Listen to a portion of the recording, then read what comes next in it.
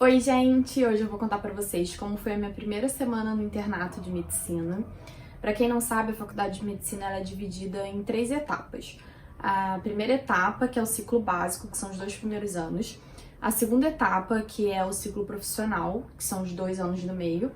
E os 2 últimos anos são chamados de internato, que é quando você fica realmente interno no hospital. Meu primeiro rodízio foi de clínica médica. A gente tem outros rodízios também, que a gente fica entre 7 e 6 semanas cada. Meu primeiro vai ser clínica médica, o segundo é pediatria, o terceiro vai ser ginecologia. Esses 3 fecham esse período, esse semestre. E aí no semestre que vem eu vou ter saúde coletiva, clínica cirúrgica e saúde mental. Na clínica médica, a gente tá realmente dentro do hospital, dentro da enfermaria. A gente tem um dia de ambulatório também, que é onde a gente vê como é que é o acompanhamento desse paciente nas clínicas específicas. Por exemplo, de cardiologia, de neuro, de pneumo. São várias clínicas que têm ambulatório dentro do hospital. Essa semana, como foi a nossa primeira semana, a gente não teve ambulatório, a gente não teve day off nem tarde off. O esquema na minha faculdade são 2 tardes off, 2 tardes livres, né? E um dia inteiro livre que a gente chama de day off, caso a pessoa tenha um estágio de um dia inteiro algum hospital público ou alguma UPA, alguma coisa assim. Tem outro dia também do ambulatório, só que ainda não tá contando nessa primeira semana. Bom, primeiro de tudo, que como eu já fui direto pro hospital, é um hospital em que teve muitos casos de Covid, porque é o maior hospital da região, público, então foi um lugar em que teve muita contaminação. Muitos médicos lá foram contaminados, muitos pacientes. Teve a ala específica do Covid, teve um container específico do Covid. Só que, graças a Deus, os casos estão reduzindo e hoje a gente só conta com 2 enfermarias de Covid que ficam isoladas e os alunos não têm acesso. Mas mesmo assim, todo cuidado é pouco. Eu falei, vou que nem um astronauta, vou ser zoada, porém, irei toda protegida. E foi como eu fui, e obviamente fui zoada pelos meus amigos. Então, se você acha que tá protegido contra o Covid, botou 2 máscaras, já conheça a Laísa Pires.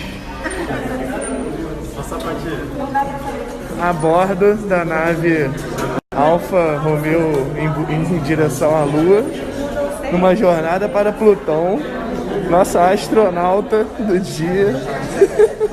Mas foi muito tranquilo, eles me zoaram de brincadeira, eles entendem porque meu pai é hipertenso, tem 72 anos, grupo de risco, então eu realmente eu não posso arriscar trazer isso pra ele. Então o que eu tava usando, o que eu tô usando é o jaleco, por cima um capote, depois pro pé, que é uma sapatilha que você coloca por cima do sapato, touca, descartável, tudo descartável, né? Máscara N95, o face shield e luva para examinar os pacientes.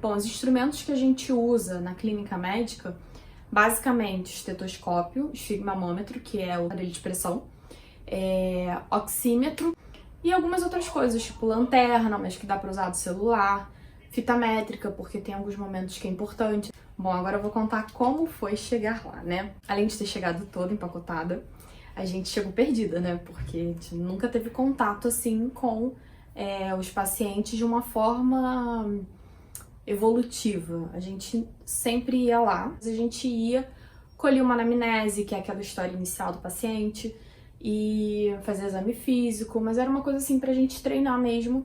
A gente não acompanhava aquele paciente. Então, pela primeira vez, a gente tá acompanhando o paciente. Então, a gente tem os nossos pacientes. No primeiro dia, eu peguei uma enfermaria que não era minha ainda, porque ainda tava tendo ajuste dos alunos que ainda estavam entrando, enfim. E aí eu fiz uma anamnese, colhi fiz exame físico. E aí no segundo dia sim, eu entrei na minha enfermaria, que é a que eu tô responsável até hoje. E aí eu fiquei com 3 pacientes e minha dupla ficou com mais 3 pacientes. São 6 pacientes por enfermaria. O que a gente faz é colher uma anamnese inicial. A gente pega o paciente, conversa com ele ou com o acompanhante, no caso ele não esteja interagindo, do início ao fim. A gente pega assim, e aí, o que aconteceu? O que te trouxe aqui? Acho que é muito longo falar aqui o que a gente colhe, né, de história do paciente. Depois eu posso, se vocês se interessarem, eu posso fazer um vídeo contando como que é isso. Aí a gente faz exame físico e a gente anota num prontuário, né?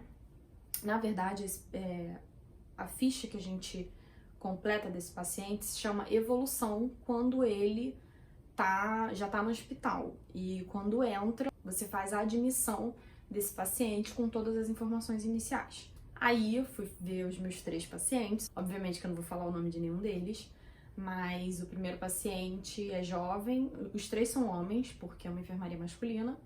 Paciente jovem, teve um acidente de moto e uma suposta convulsão, e aí depois disso ele ficou um pouco desorientado. E aí, no início, ele era muito brincalhão e interagia bastante, mas assim, tinha memória muito curta, eu não lembrava do acidente, essas coisas assim. Então, ao longo dos dias, você vai vendo como é a evolução dele. Aí você chega no dia seguinte, ele lembra de você. Então, é muito legal ver a evolução do paciente, se checa todos os sinais vitais, né? Pressão arterial, frequência cardíaca, frequência respiratória, faz a ausculta. E aí você acaba criando amizade com, enfim, com parentes. O segundo paciente foi um senhorzinho que ele tava com falta de ar, muita falta de ar, que a gente chama de dispneia. E acabou falecendo, infelizmente, então fiquei muito triste porque no primeiro dia que eu tava na minha enfermaria, eu já ter um falecimento. Mas ele era bem senhorzinho, foi feito tudo que pôde, ele foi levado pra sala vermelha, que é tipo uma UTI, assim, né, uma sala emergencial, mas infelizmente ele não sobreviveu. E aí no dia seguinte apareceu um paciente com um quadro de AVE, né, um acidente vascular encefálico. No primeiro dia ele estava muito travado, foi do lado direito. Não vou falar muitos termos técnicos, porque eu imagino que tenha gente que não é da área da saúde ouvindo. Aí ele chegou com o lado direito todo parado, e ao longo dos dias a gente chamou fisioterapia, e aí ela ensinou a ele como que ele tinha que deixar a mão dele. Então todo dia eu chego lá, às vezes ele tá com a mão errada, eu falo, seu tal, eu sei que é chato, mas você tem que deixar a mãozinha assim e tal. Então assim, é legal essa interação com o paciente, sabe? Você demonstrar o carinho.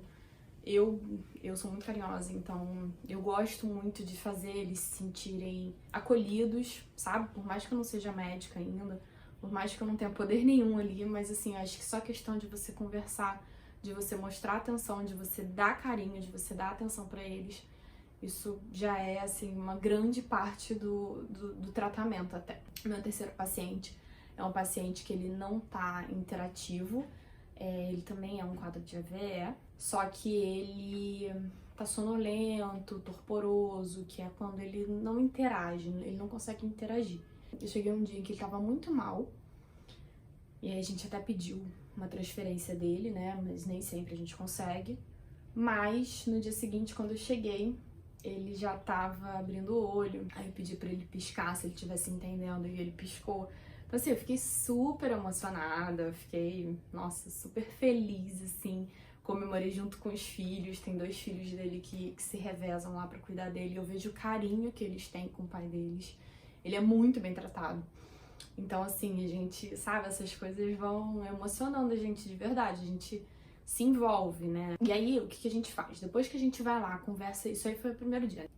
Nos outros dias que a gente já sabe a história do paciente, a gente chega de manhã, vê, dá uma olhadinha no prontuário pra ver se ficou alguma coisa pendente do dia anterior, por exemplo, fazer um exame de laboratório. Aí você vai, dá uma olhada, checa lá se foi feito, se já tá pronto o resultado, aí você olha o resultado, tudo isso. Aí depois você vai lá, assim, isso é a forma como eu faço, mas tem gente que faz diferente, tem gente que vai primeiro conversar com o paciente e depois pra checar tudo. Aí depois eu vou lá no paciente, converso com ele, vejo se aconteceu alguma coisa nas últimas 24 horas de diferente, se, sei lá, se ele começou a tossir, se ele teve uma dor de cabeça, alguma coisa assim. Checa os sinais vitais todos os dias. Tô na enfermagem VHGT, que é a glicose, né? Se tá ok, se o paciente é diabético ou não. Vejo exames de imagem também, então às vezes quando o paciente faz uma tomografia. No caso, os meus 3 pacientes são pacientes neurológicos, né? Também neurológicos. Então, eu sempre tenho que dar uma olhada lá na parte da tomografia, que é o outro setor. Já foi feita a tomografia, o que aconteceu. Então, a gente vê o exame de imagem, o radiologista dá o laudo pra gente. E isso tudo a gente anexa no prontuário. Isso aí é evolução que a gente chama. Quando a gente vai vendo ele todos os dias. No caso dos internos, a gente vê ele todos os dias, mas no caso dos médicos, nem sempre, porque nem todos os médicos estão lá todos os dias. Então, a evolução é justamente para você contar para quem vem depois de você, ou para você lembrar no dia seguinte, o que aconteceu no dia anterior. E para você ter o comparativo, se a pessoa melhorou, se a pessoa piorou, para você poder fazer a prescrição e determinar uma conduta para ela. O que é a prescrição? É o que você vai usar de medicamento, o que você vai fazer de dieta, se você vai colocar um soro, se ele tá precisando de insulina. Então essa é a prescrição. E a conduta é, por exemplo, eu acho que ele precisa de um novo exame de sangue, então eu vou solicitar um novo exame de sangue. Precisa de uma nova tomografia de crânio, solicita uma nova tomografia de crânio. E também dos exames que você tá checando. Então você coloca, checo tal exame, aguardo tal exame. Então, é esse o processo que funciona lá dentro do hospital em que eu estou. Fora isso, eu dei a sorte de ter pego uma residente na minha enfermaria, que é a coisa mais fofa do mundo. Ela pega a gente pela mão e, assim, eu acho que foi uma coisa de Deus ela tá ali, porque é muito difícil você se encontrar logo de cara. Então, ela te ajuda, ela te ensina. Porque os professores, além de professores, são médicos. Então, assim, eles não têm tanto tempo de te pegar pela mão e te ensinar. Eu tenho professores que repetem os dias, às vezes estão mais de um dia na semana lá, e tem professores que só estão às vezes uma vez por semana. Então, eu tenho professores que explicam nos mínimos detalhes, o que é muito importante pra gente aprender, mas também, por outro lado, demora muito. Eles ficam muito tempo explicando, e às vezes a gente se chama passar round, né? Quando você conta pro professor o que tá acontecendo com aquele paciente, o que você viu de evolução dele. Evolução não necessariamente boa, né? Pode ser uma evolução ruim também. E o que você vai escolher como conduta e como prescrição. Tem professores que são mais práticos, eles são mais rápidos, às vezes sentam com você numa salinha de reunião, discute contigo a conduta, não é beira-leito. Tem outros que escutam na beira do leito o que você relata e aí dão um ok ou não. Então vai de cada um, não existe certo e errado. Depois disso tudo, a gente faz a evolução de fato. Depois do aval, né, do professor, a gente coloca no sistema o que aconteceu nessas últimas 24 horas, imprime e anexa no prontuário. É aquele catatal de folha que fica quando você é internado, né? Ali tá toda a sua história clínica daquele momento ali em que você passou no hospital. Vão estar anexados nesse prontuário todos os exames, as evoluções, a sua entrada, às vezes você vê de transferência de outro hospital, então vai estar ali também o que aconteceu antes. Então, é uma coisa bem completa, é o seu documento ali, é o seu histórico daquela doença que você tá tratando ali no hospital. Agora, com relação à saída, tem vários dias que eu saio bem tarde, então é bem desgastante, porque a gente entra 8 horas da manhã e às vezes sai 4, quase 5 horas, então eu chego morta em casa e ainda tem todo aquele processo de esterilização, né? Então, botar tudo na máquina, eu coloco o jaleco e o meu capote. O meu capote, ele é muito grosso, eu comprei uma gramatura bem boa. Então, eu consigo reutilizar ele, então eu lavo na máquina também. Aí depois eu coloco, tipo, a roupa que eu estiver usando toda, o tênis fica do lado de fora, nem entra. Aí eu dou aquela jatada de álcool nele. Coloco tudo que eu tiver usado na máquina. A máscara N95... ela pode ser sim reutilizada. Então o que eu faço? Eu deixo ela no sol vários dias, eu tenho 20 máscaras N95.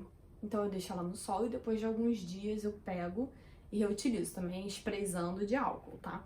Aí tem que lavar o face shield, tem que tomar aquele banho, né? Eu lavo a cabeça 2 vezes. Então assim, é uma coisa muito desgastante pra não correr o risco de contrair o Covid e de não trazer aqui pra casa também. Então, gente, é essa a minha rotina. Às vezes eu chego tão morta que eu não consigo estudar, não consigo fazer nada. Porque assim, a gente veio de quase 6 meses aí de ócio total, né? Então, numa rotina que eu podia comer a hora que eu quisesse, dormir a hora que eu quisesse, fazer o que eu quisesse na hora que eu quisesse. Então, essa rotina mudou completamente, porque agora eu tô acordando super cedo, voltando pra casa super tarde, tendo que esse desgaste todo. Tem vários dias, a maioria dos dias, acho que eu só almocei um dia lá na faculdade. A maioria dos dias a gente não consegue nem tempo pra almoçar. Então, assim, é uma rotina bem puxada, mas é muito gratificante. Eu tô super feliz. Eu acho que é o momento que a gente mais aprende na medicina, é no rodízio de clínica médica. Então, achei interessante vir dividir com vocês aqui. Às vezes tem gente que pode ter essa curiosidade, ou às vezes tá fazendo medicina e quer saber o que vai acontecer lá pra frente, ou já fez e quer relembrar o que aconteceu lá atrás. E é isso, gente. Eu espero que vocês tenham gostado desse vídeo. Me deem aí o feedback, comentem, falem o que vocês querem saber. Assim, a rotina do hospital eu não vou conseguir filmar, porque não é nem ético fazer isso. Mas o que eu puder contar pra vocês aqui, eu vou contar. Então me digam aí o que vocês têm curiosidade de saber, tá bom? E compartilhem com os amigos que têm curiosidade também de fazer medicina, ou que fazem medicina, enfim, tá bom? Um beijo!